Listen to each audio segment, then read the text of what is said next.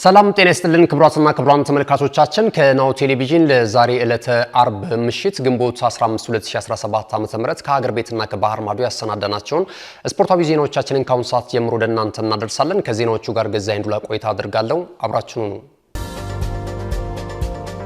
ወደ ቀዳሚው የሀገር ቤት ስፖርታዊ ዜናችን ስናልፍ የአትሌቲክስ ዜናን ቀዳሚ እናደርጋለን። ከ3 ቀናት በኋላ በድሬዳዋ ከተማ ለሚካሄደው 13ኛው የኢትዮጵያ ከ20 ዓመት በታችና አራተኛው ከ18 ዓመት በታች የአትሌቲክስ ሻምፒዮናን አስመልክቶ የውድድር መድረኩ አዘጋጅ የኢትዮጵያ አትሌቲክስ ፌዴሬሽን በትላንትናው ዕለት ለሚዲያ አካላት ጋዜጣዊ መግለጫ ሰጥቷል። ሻምፒዮናው ላይ 8 ክልሎችና 2 ከተማ አስተዳደሮች እንዲሁም 35 ክለቦችና ተቋማት በሁለቱም የዕድሜ እርከን ይካፈላሉ ተብሏል። ከ20 ዓመት በታች 359 ሴት አትሌቶች እንዲሁም ደግሞ 463 ወንድ አትሌቶች በድምሩ 825 አትሌቶች እንደሚካፈሉበት የተገለጸ ሲሆን ከ18 ዓመት በታች 178 ሴት አትሌት እንዲሁም 192 ወንድ አትሌቶች በድምሩ 370 አትሌቶች በሁለቱም የዕድሜ ምድብ በጥቅሉ ደግሞ 1195 ተወዳዳሪ አትሌቶች እንደሚካፈሉበት የኢትዮጵያ አትሌቲክስ ፌዴሬሽን በጋዜጣዊ መግለጫው ላይ ይፋ አድርጓል። ውድድሩ ከግንቦት 18 ጀምሮ በድሬዳዋ ከተማ እንደሚደረግም ተገልጿል። ወደ ዳርት ስፖርት ዜናችን አልፈናል። 18ኛው የስፖርት ለሁሉም የመንግስት መስሪያ ቤቶች የዳርት ስፖርት የውድድር መድረክ የፊታችን ሰኞ ግንቦት 18 2017 ዓ.ም በኢትዮጵያ ስፖርት አካዳሚ ጅማሮውን ያደርጋል ተብሏል። ውድድሩን በተመለከተ የውድድር መድረኩ አዘጋጅ የሆነው የኢትዮጵያ ዳርት ፌዴሬሽን በዛሬው ዕለት ከተሳታፊ መስሪያ ቤት አመራሮችና ተወካዮች ጋር ጥልቅ ውይይት አድርጓል። በአጠቃላይ በጋዜጣዊ መግለጫውና እንዲሁም በውይይቱ ላይ ናሁ ስፖርት ተገኝቶ ተከታዩን ዘገባ አጠናክሯል። ከቤት ውስጥ ስፖርቶች አንዱ የሆነው የዳርት ስፖርት በዓለም ላይ ያለው ተወዳጅነት እጅጉን ከፍተኛ ነው። በጥልቅ ማንሰላሰል እያንዳንዱ የጨዋታ ሂደቶች በጥልቅ አስተውሎት የተሞሉ መሆኑ እንዲሁም ስፖርተኛው ተጋጣሚውን ለመርታት ከአካላዊ ጥንካሬው በበለጠ አእምሯዊ ያስተሳሰብ ፍጥነቱ የላቀ ሆኖ መገኘቱ የስፖርቱ ጠባይና መገለጫው ነው። ይህ መሆኑ ደግሞ ስፖርቱ በመላው ዓለም ሕዝቦች ዘንድ ከጊዜ ወደ ጊዜ እየተወደደ እንዲዘልቅ አድርጎታል። ይህ ተወዳጅና ተዘወታሪ ስፖርት ከባህር ማዶ ወደ ሀገር ቤት ከገቡና ዓመታትን ካስቆጠሩ ዘመናዊ ስፖርቶች መካከል አንዱ ነው። ያም ቢሆን ግን ሚዲያው፣ መንግስት፣ የስፖርት ተቋማት የሚሰጡት ድጋፍና ሽፋን እጅጉን አናሳ መሆኑን ተከትሎ ስፖርቱ በሀገራችን ተገቢውን እድገት እንዳያመጣ አድርጎታል። ያም ቢሆን ግን ለስፖርቱ ፍቅር ያላቸው ጥቂት መልካም ግለሰቦችና በጣም አነስተኛ ዓመታዊ በጀት ከመንግስት በየዓመቱ የሚመደብለት የኢትዮጵያ ዳርት ፌዴሬሽን ስፖርቱን ለመታደግ ጥረት ሲያደርጉ ይስተዋላሉ። ይህንን ተወዳጅ ስፖርት ለመታደግ ከሚሰራቸው ስራዎች መካከል አንዱ የሆነው ዓመታዊ ስፖርት ለሁሉም የመንግስት መስሪያ ቤቶች የሰራተኞች የውድድር መድረክ አንዱ ሲሆን ዘንድሮ ለ18ኛ ጊዜ ፊታችን ሰኞ ግንቦት 18 2017 ዓ.ም በኢትዮጵያ ስፖርት አካዳሚ በደማቅ ስነ ስርዓት ጅማሮውን ያደርጋል። ውድድሩን በተመለከተ በዛሬው ዕለት ከተወዳዳሪ ተቋማት አመራሮች ጋር በፌዴሬሽኑ የምንጊዜም አጋር በሆነው በሁሉ ስፖርት የመሰብሰቢያ አዳራሽ የሚዲያ አካላት በተገኙበት ጋዜጣዊ መግለጫ ሰጥቷል። ጎን ለጎንም ከተሳታፊ ተቋማት አመራሮች ጋር ሰፊና ጥልቅ ውይይት አድርጓል። ለውድድሩ ያላቸውን ዝግጅት በተመለከተ ከናሁ ስፖርት ጋር ቆይታ ያደረጉት የተሳታፊ ተቋማት አመራሮች ተከታዩን አስተያየት ሰጥቷል። በእኛ ተቋም ደረጃ ሰራተኞችን ለዚህ ውድድር የሚበቁትን ሰራተኞች ምርጫ ተከናውኗል። እንደዚሁም ትጥቅ እንዲሟላ ተደርጓል። ስለዚህ በቀጣይ ለሚከናወነው ውድድር ራሳችንን አዘጋጅተን አሸናፊ ሆኖ ለመውጣት ጥረት እናደርጋለን። ዝግጅቱ በእኛ ተቋም ብዙ ዝግጅት ባናደርግም እንግዲህ አሁን ሰኞ ለሚጀምረው ውድድር በተቻለ መጠን ዝግጁ ሆነን ቀርበን ወደ ውጤት እንደርሳለን ብለን እናስባለን። ግን ያው በቂ ዝግጅት አላደረግንም፣ አንዳንድ ያልተሟሉ ነገሮች ስለነበሩ ማለት ነው። በአቶ ሃንግሶም ተክላይ ፕሬዝዳንትነት የሚመራው የኢትዮጵያ ዳርት ፌዴሬሽን ለውድድሩ መሳካት ከጎናችን የቆመው ሁሉ ስፖርትን እናመሰግናለን። በቀጣይም ሌሎች አጋር ተቋማት ከኛ ጋር እንዲሰሩ የበኩላችንን ሚና እንወጣለን ሲሉ የተናገሩት የፌዴሬሽኑ ምክትል ፕሬዝዳንት አቶ ገለታ ጫካ ናቸው። የፌዴሬሽኑ የጽህፈት ቤት ኃላፊ አቶ ዮናታን ስዩምና የሁሉ ስፖርት ኃላፊ አቶ ሳሙኤል ገብረ ኪዳንም ተከታዩን አስተያየት ሰጥቷል። ቴክኒክ ቡድን መሪው ያነሳው ሀሳብ ላይ ውድድር መቀነስ እንችላለን። ድንገት ግን ተጫዋቾች ውድድሩን ሳንቀንስ እንደ አንድ ኦፕሽን ምናልባት ቤስት ኦፍ 3 ያልነውን የነጠላ ውድድር ቀጥታ ኖክአውት ብናደርገው ድንገት ዳኞችም ሀሳብ ይሰጡና ኦኬ በዛም ይሄም የማያስኬድም ከሆነ ሁሉም ኖክአውት ነው ኖርማል ቤስት ኦፍ አሁን አንድ ጨዋታ ነጠላ ያያክለው እንደዛ አይነት ጊዜ እንትን እሺ እንደዛ ከሆነ ተወያዩና የጋራ አድርጉት። ይሄኛው ማለት ቶሎ ግዴታ መወሰን ያለበት ስለሆነ ምክንያቱም ቀን ማሸጋሸግ አንችልም። ቀን ማሸጋሸግ በጣም ይከብደናል። ሰዓታችንን በጣም መጠቀም ይኖርብናል። ስለዚህ እቺኛዋን መወሰን አለብን። የሁሉ ስፖርት እንግዲህ ተወካይ ሳሙኤል ገብረ ኪዳን የሚሉንን ነገር እንስማና እናጠናቀቃለን። ወደ መዝጊያው እንሄዳለን። አመሰግናለሁ።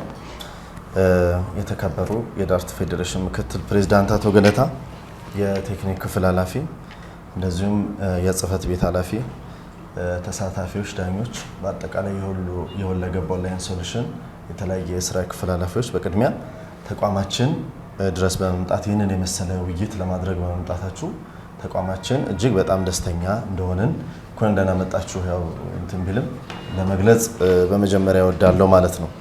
እንግዲህ አጠር ባለ መልኩ ስለ ሁሉ ስፖርት ለመግለጽ ያክል ሁሉ ስፖርት የኢትዮጵያን ዳርት ፌዴሬሽን በዋና አጋርነት ላለፉት ዓመታት ዘልቋል። ከዳርት ፌዴሬሽን በተጨማሪ እግር ኳሱ ላይም ከታችኛው ከጤና ቡድን ጀምሮ እስከ ትልቁ የኢትዮጵያ ፕሪሚየር ሊግ ድረስ እየደገፈ ያለ ተቋም ነው። ተቋሙ ለምንድን ነው ይህንን የሚያደርገው? ያለበትን ማህበራዊ ኃላፊነት ከመወጣት አንጻር ነው። ሌላው ዳርትን ብንመለከተው ዳርት አሁን ለምሳሌ የተቋማት አሁን ዛሬ እየተሰበሰብንበት ያለው የተቋማት የስፖርት ውድድር ነው። እንግዲህ የተቋማት የስፖርት ውድድር ወይ ቦክስ ወይም ደግሞ አትሌቲክስ ልናደርግ አንችልም እውነት ለመናገር። ይህ ግን ምንድነው ሁሉንም ያሳትፋል። የትም ተቋም ላይ ስራ አካል ጉዳተኛ ይሁን ትልቅ ሰው ይሁን ህፃናት ይሁን በተለያየ እድሜ ላይ ይገኙ ይሄ ዳርት ሁሉንም አንድ አድርጎ ማሰባሰብ ይችላል። መከላከያ ውስጥ ብንሄድ ፖሊስ ውስጥ ብንሄድ ዳርትን ማነው እንትን ሊል የማይችልበት ሁኔታ አይኖርም ማለት ነው። ስለዚህ ዳርትን መደገፍ አጠቃላይ ማህበረሰብን መደገፍ ነው፣ ስፖርቱን መደገፍ ነው የሚል መሰረታዊ መነሻ ሀሳብ በመያዝ ድርጅታችን እንግዲህ ይህንን ተቋም ለረጅም ጊዜ እየደገፈ ቆይቷል። ወደፊትም ድጋፋችን ይቀጥላል። ተቋማችን እንግዲህ ላለፉት ዓመታት በፌዴራል መንግስት ገቢዎች ሚኒስቴር እውቅና የተሰጠው ታማኝ ግብር ከፋይ የሆነ ትልቅ ድርጅት ነው። ነገር ግን ይህን ትልቅ ድርጅት በምንድን ነው ሊገልጽ የሚችለው? እንዲህ አይነት ማህበራዊ ድጋፎችን በመስጠት ነው ተቋሙን ለሌሎችም አሪያ እየሆነ ያለው ማለት ነው። ስለዚህ ከዚህ አንጻር በመጀመሪያ እኔ ልል የምፈልገው ምንድነው በዚህ ስራ ላይ እየደከሙ ያሉ የተቋሙ የፌዴሬሽኑ የስራ ኃላፊዎችን፣ ዳኞችን አሁን በቅርቡ የፖሊስ ውድድር ተደርጓል። የምስራቅ አፍሪካ የፖሊስ ውድድር ተደርጓል። የአጠቃላይ ኢትዮጵያ ውድድርም ተደርጓል። ሲደረግ የነበረው መክፈቻ ስነ ስርዓቱ የመዝጊያው አጠቃላይ የነበረው ነገር በሀገር አቀፍ ደረጃ እውቅና ተሰጥቶታልና በቅድሚያ የተቋሙን አመራሮች የፌዴሬሽኑን አመራሮች እጅግ በጣም ላመሰግን ወዳለሁ። በመቀጠል ግን ይህ ተቋም አሁንም ቢሆን ሊደገፍ ይገባዋል። ምን ማለት ነው? የዳርት ፒኖቹ ምናምን ቅድም የተገለጹ የነበሩ ነገሮች ሀገር ውስጥ አይገኙም። ለማስገባት ደግሞ ተቋማችን እንዴት ነው አስመጭና ላኪ ወይም ደግሞ እንደዚህ አይነት ነገር ውስጥ የለንበትም። ስለዚህ እዚህ የሚሳተፉ የተለያየ መንግስት ተቋማት በዚህ ደረጃ ላይ ሊተባበሩ ይገባል ማለት ነው። ቢያንስ አንዱ ድርጅት እቃውን ስፖንሰር የሚያደርግ ድርጅት ከተገኘ ለማስገባት ደግሞ የተለያዩ ነገሮችን በማመቻቸት እዚህ የሚሳተፉ ተቋማት ሊተባበሩ ይገባል የሚል የራሴ ሀሳብ አለኝ ማለት ነው። ተቋሙን ማጠናከር ያስፈልጋል። በምን? አንደኛ የተለያዩ ማቴሪያሎችን ከውጭ እንዲገቡ እዚሁም አገር ውስጥም እንዲሟሉ በማድረግ ነው። ሌላው ደግሞ በእያንዳንዳችን ተቋም ላይ ይቅርታ አድርጉልኝና እኔ እጅግ በጣም ነው ማዝነው እውነት ለመናገር ፌዴራል ተቋም ነው፣ ሚኒስቴር መስሪያ ቤት ነው እያወራን ያለ ነው፣ ወይ ወረዳ ወይ ክፍለ ከተማ አይደለም ያለው። ሌላቸው የፈለኩት ለአራት ሰው መስዋዕትነት ከፍሎ አንድ መኪና መድበው የተመቻቸለት ሰዓት ላይ ሂዶ ውድድር ለማድረግ ይቸገራል የሚል በራሴ እምነት ስለሌለኝ ማለት ነው። ምክንያቱም አንዳንድ ጊዜ እንደዚህ አይነት ሁኔታዎች ምን ይፈልጋሉ? ቁርጠኝነት ይፈልጋሉ። በቁርጠኝነት የሚወዳደሩትን ሰዎች መደገፍ ይፈልጋል። ሲሆን እኮ ትጥቅ አሟልተን የተለያዩ ነገሮች አሟልተን ልንልካቸው በተገባ ነበር። ነገር ግን ይህም መሆን ካልቻለ ግን ውድድሮቹ መቀነስ አለባቸው ብዬ አላስብም። ምክንያቱም ቢያንስ እንደተባለው ዳኞቹ እንዳሉት ይሄ የዳኝነት ስርዓቱን ቢያስተካክሉትም እንኳን እነሱ ውድድሮቹ ግን መቀነስ የለባቸውም። አራት አይነት ናቸው። በጥንድ አለ፣ በነጠላ አለ፣ በድብልቅ አለና በግሩፕ በቲም ይደረጋል። ስለዚህ በዛ ልክ ደግሞ ዋንጫዎች ተዘጋጅተዋል፣ ሽልማቶች ተዘጋጅተዋል። በዛ ልክ የተዘጋጀን ነገር አይ አልቻልንም ከተወዳዳሪ ችግር ብቻ ባንተው ለምንድነው እኔ የምለው አንዳንድ ጊዜ እኛ እንትን ብለ ነው እንዳይሆን የተቋሙ ሰራተኞች እኮ የስፖርት ቀንም ልናደርግላቸው እንችላለን። ደጋፊም እኮ ያስፈልገዋል። ተወዳዳሪ ብቻ አይደለም። የሚወዳደሩ ሰዎች ሊኖሩ ይችላሉ፣ የሚደግፉም ደግሞ ሊገኙ ይችላሉ። ስለዚህ ከዛ አንፃር የሚያስፈልጋቸውን ነገር ትራንስፖርት ማመቻቸት፣ ትጥቅ ማመቻቸት፣ እንደተባለው ፒናቸውን ማመቻቸት ከሆነ በጣም ለፌዴራል ተቋም እውነት ለመናገር ጊዜው ሊያጥር ይችላል እንጂ ግን ለማሟላት ይከብዳል ብዬ አላስብም። ግን እንደተባለው አሁንም ቢሆን ቁርጠኝነት ይጠይቃል። ስፖርቱን ለማስፋፋት የሁሉም ፌዴራል ተቋማት ቁርጠኝነት ይጠይቃል የሚል ሐሳብ አለኝ። ግን አሁንም ቢሆን እንደተባለው ሰዓቱን ገፋ ተደርጎ እንዴት ነው በተቻለ መጠን መስዋዕትነት ከፍለን ይህንን የተቋማት ውድድር በተቻለ ቆንጆ ማድረግ አለብን። ምክንያቱም ባለፈው ከምስራቅ አፍሪካ ሀገራት የፖሊስ ውድድር ነበር። እጅግ በጣም ነው የሚገርመው። እኛ በጣም የምንተወውን ነገር ኬንያ፣ ኡጋንዳ ጋር ግን አሟልተውት ነው የሚመጡት እና ያ ደግሞ የሚጀመረው ከየት ነው? ከእያንዳንዱ ተቋም ነው። ከእያንዳንዱ ተቋም የተሻለ እኮ ተወዳዳሪ ከወጣ ሀገር አቀፍ ላይ የማይወዳደርበት ምክንያት አይኖረውም።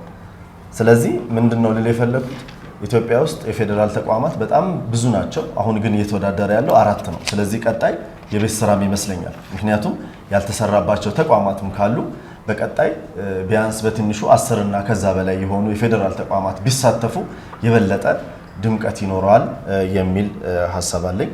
አመሰግናለሁ። እናመሰግናለን ሳሚ። እንግዲህ አሁን የቀሩን አጠቃላይ እየተቀለልነው ስለሆነ ጊዜያችንን ይሄዳል። አሁን እነዚህ ሁለት ሀሳቦች ላይ እንትና ሀሳቦችን አንስታት ጥያቄያችሁን እኛም እንትን ብለናል።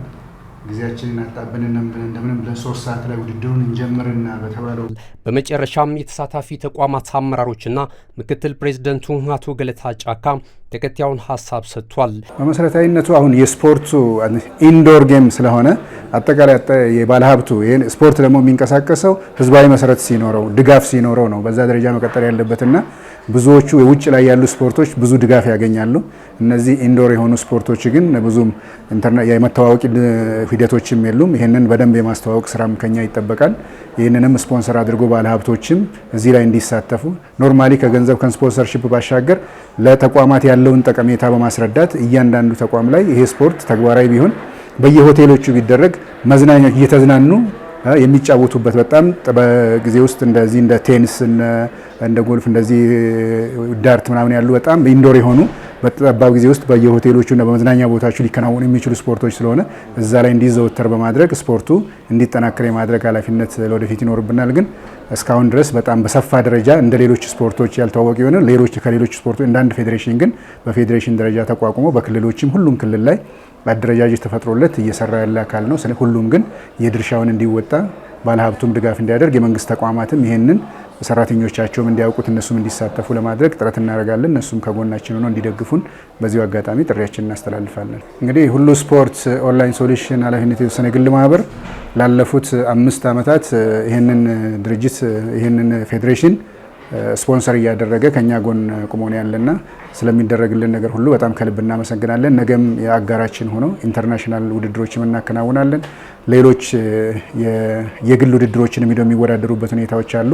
እነዚህንም ድጋፍ በማድረግ አሁን በአገር አቀፍ ደረጃ አጠቃላይ የዚህ የማቴሪያል እጥረቶች ምናምን በሚኖሩበት ሰዓት ላይ ይህንን ድጋፍ አድርገን ከሚመለከታቸው የመንግስት አካላት ጋር ሆነን የዚህን የማቴሪያል ችግር የመፍታትና ስፖርቱ እንዲያድግ የማድረግ ስራ እየሰራን ያለ ነውና ይህንንም እንዲደግፉልን ለማድረግ ጥረቶችን እናደርጋለን። ከነሱ ጋር እንሰራለን ብለን እናስባለን።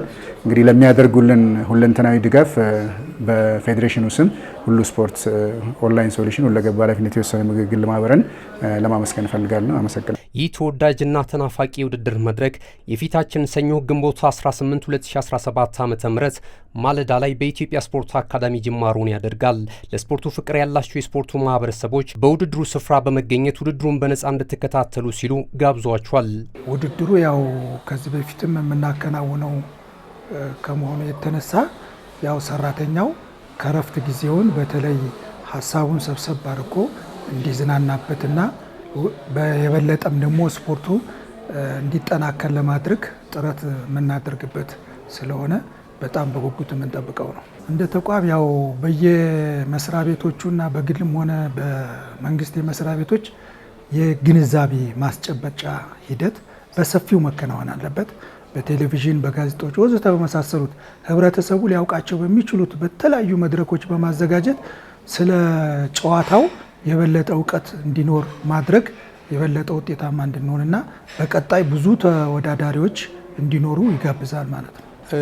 በዳርት ስፖርት የኛ ተቋም ለመጀመሪያ ጊዜ ነው እና ለመጀመሪያ እንደመሆኑ መጠን ያው የዝግጅታችን ሁኔታ ነው ትንሽ እንትን ያለው እንጂ ስፖርቱ በጣም ኢንተረስቲንግ ነው። ማንም በግልም በተቋም ደረጃም በግሩፕም የሚሰራበትና እንትን የሚሆን ነው ማለት ቦታ አይፈጅም፣ ጊዜም አይፈጅም። ልክ ሻይ እንደመጠጣት ወይም ቡና ለመጠጣት ስትሄድ የምትወስዳትን ጊዜ ያህል ቤት ውስጥም ቦታም ብዙም ስለማይፈጅ እና እንትን ነው ኢንተረስቲንግ ጨዋታ ስለሆነ የዳርት ስፖርት መስፋፋት አለበት ብዬ አስባለሁ። መጀመሪያ ይሄ ስፖርት ብዙ እንትን አይልም ማለት አይታይም ብዙ እና ይመስለኛል መንግስት መጀመሪያ ትኩረት መስጠት አለበት ብዬ አስባለሁ። የመንግስት ተቋማትም በማቴሪያልም በሌላም እንትን ይሄንን ስፖርት የሚደግፉበት እንትን ቢኖር ጥሩ ነው እና መጀመሪያ መንግስት ይሄን ነገር ማነሳሳት አለበት። ቀጥሎ ወደ ባለ ሀብቶችም ሊሄድ ይችላል። ምክንያቱም ባለ ሀብቶቹ መንግስት በሚጀምረው ነገር ላይ ነው ብዙ ጊዜ ሲሳተፉ የምናየውና መንግስት መጀመሪያ ለዚህኛው ስፖርት ትኩረት ሰጥቶ ብዙ ጊዜ የምንሰማው እግር ኳስ ነው፣ መረብ ኳስ እንኳን አሁን ብዙ አይሰማም እና የዳርት ስፖርት ደግሞ ጭራሽ እኔ አለም ማለትም አይቻልም እና ስለዚህ አሁን ራሱ ከተሳታፊዎቹ ተቋማት ብዛት እንኳን ስታየው 4 ተቋማት አሁን በኢትዮጵያ ውስጥ ያሉ የፌዴራል መንግስት ተቋም መስሪያ ቤቶች ብዙ ናቸው። ግን አሁን 4 ብቻ መሆኑ ራሱ እንትኑን ያሳያል እና እሱን ያሳያል። ስለዚህ ወደፊት ትኩረት ተሰጥቶት በደንብ ቅድም እንዳልኩ በማቴሪያልም በገንዘብም ሊረዱ የሚችሉ የመንግስት ተቋማት መጀመሪያ መነሳት አለባቸው። ቀጥሎ ደግሞ ወደ ባለ ሀብቱ እየሄደ ስፖንሰርም አፈላልጎ ይሄን ነገር ማጠናከርና ሁሉም ተቋማት በዚህ እስከ የፌዴራል መንግስት መስሪያ ቤቶች ብቻ ሳይሆኑ ወደ ታችም የክልሎችም ተቋማት ይሄን ነገር እንዲሳተፉ ማመቻቸት ያለበት ይመስለኛል። አዎ ፌዴሬሽኑን እጅግ በጣም እኔ ምስጋና አለኝ በግሌም እንደ ተቋሚም። ምክንያቱም ይሄን ነገር መጥፋት የለበትም መኖር አለበት። እንደገና ደግሞ የአእምሮ ነው የአእምሮ ጨዋታ ስለሆነ ሁሉም ባለሙያ እድሜም ሳይወስነው ጾታም ሳይወስነው ሁሉም የመንግስት ሰራተኛ እዚህ ላይ ቢሳተፍ ስራውንም በተቀላጠፈ መንገድ ይሰራል ብዬ አስባለሁ እና ይሄን አስበው እነሱ ይሄን ነገር በማድረጋቸው እጅግ ምስጋና አለኝ። በመቀጠል ደግሞ ሁሉ ስፖርት እጅግ በጣም ማለት ብዙ ጊዜ እከታተላለሁ አንዳንድ እንትኖችን እነዛን ሳይ ሁሉም ላይ ሁሉ ስፖርት አለና ሁሉ ስፖርትም ይሄን ነገር ስፖንሰር ሆኖ ይሄን ነገር አዘጋጅቶ ለዚህ እንትን በማድረጉ እጅግ ምስጋና አለኝ። ስለዚህ ፌዴሬሽኑ በተቻለ መጠን ቅድም ተነስቷል ምንድነው እነዚህ ሊያግዙ የሚችሉ ተቋማትን ፕሮፖዛላቸውን እያቀረቡ ያው እንትን እየተጋገዙ እንትኖችን በማሟላት ወደፊት በሚቀጥለው ከዚህ የበለጠ ብዙ ተሳታፊ ይኖራቸዋል ብዬ አስባለሁ። ወደ መጨረሻው የሀገር ቤት ስፖርታዊ ዜናችን ስናልፍ የኢትዮጵያ ፕሪሚየር ሊግ እናስከትላለን። የኢትዮጵያ ፕሪሚየር ሊግ የ2017 ዓ.ም የውድድር ዘመን የ31ኛ ሳምንት መርሃ ግብር ጨዋታዎች ከተወሰኑ የረፍት ቀናቶች በኋላ በዛሬው ዕለት በአዳማ ሳይንስና ቴክኖሎጂ ዩኒቨርሲቲ ስቴዲየም ጅማሮውን አድርጓል። የመርሃ ግብሩ ቀጣይ ጨዋታዎች በነገው ዕለትም ቀጥለው ሲከናወኑ ነገ 3 ሰዓት ከ30 ላይ ድሬዳዋ ከተማ ከባህር ዳር ከተማ፣ ቅዱስ ጊዮርጊስ እግር ኳስ ክለብ ከሲዳማ ቡና እንደዚሁም ሀዲያ ሆሳና ከኢትዮ ኤሌክትሪክ ጋር የሚያደርጉት ጨዋታ ትልቅ ትኩረትን አግኝቷል። የመርሃ ግብሩ ቀጣይ ጨዋታዎች በዕለተ እሁድም ቀጥለው ሲከናወኑ ኢትዮጵያ ንግድ ባንክ አዳማ ከተማ ወላይታ ዲቻ ከመቻል ጋር ጨዋታቸውን ያደርጋሉ።